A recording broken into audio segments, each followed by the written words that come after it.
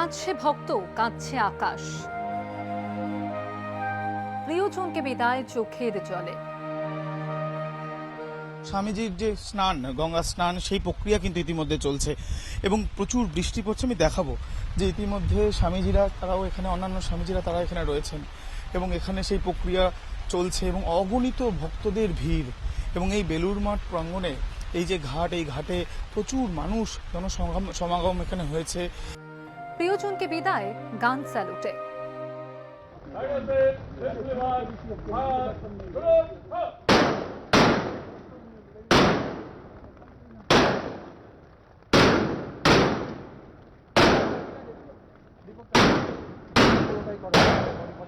अब सागर तारन कारण है रवि नंदन बंधन। দিনভর শ্রদ্ধা জ্ঞাপনের পর রাত 8:15 স্বামী আত্মস্থানন্দর শেষ যাত্রা শুরু হয় বেলুড় মঠের কালচারাল হল থেকে।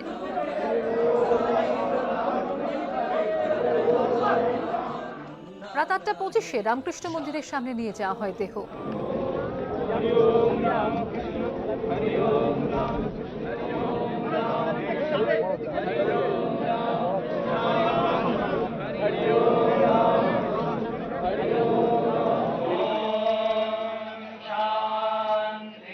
তারপর রাত 9টা পর্যন্ত দেহ শায়িত ছিল বেলুড় মঠ প্রাঙ্গণ ও পুরনো মন্দিরের সামনে।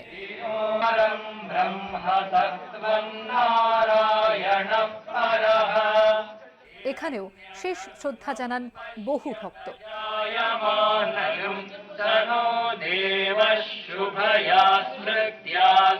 প্রথমেই কলকাতায় সেখানে শিশু মঙ্গল হাসপাতাল, যেটা রামকৃষ্ণ মিশন সেবা প্রতিষ্ঠান, সেখানে বহু ভক্ত সমবেত হয়েছিলেন। তারা সেখানে শ্রদ্ধা জানান এবং তারপর এখানে 9:30 নাগাদ তার মরদেহ নিয়ে আসা হয়।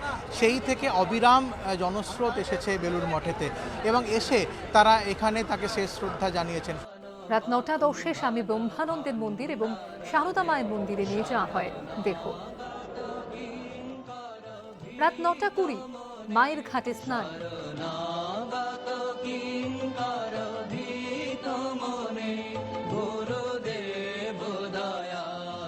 রাত 9:25 শারদা মায়ের মন্দিরে জানানো হয় শেষ শ্রদ্ধা।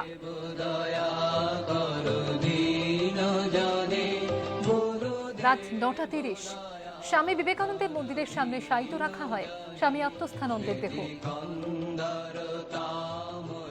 শেষকৃত্যের আগে জানানো হয় গান স্যালুট।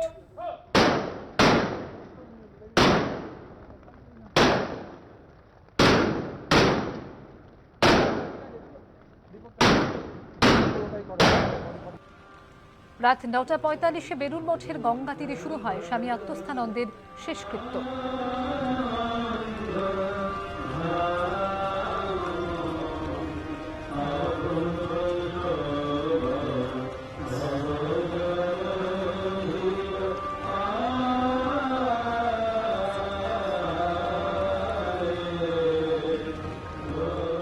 আগুনের শিখায় ধীরে ধীরে বিলীন দেহ। ভক্তদের হৃদয়ে চিরজাগরুক স্বামী আত্মস্থানন্দ। এবিপি আনন্দ।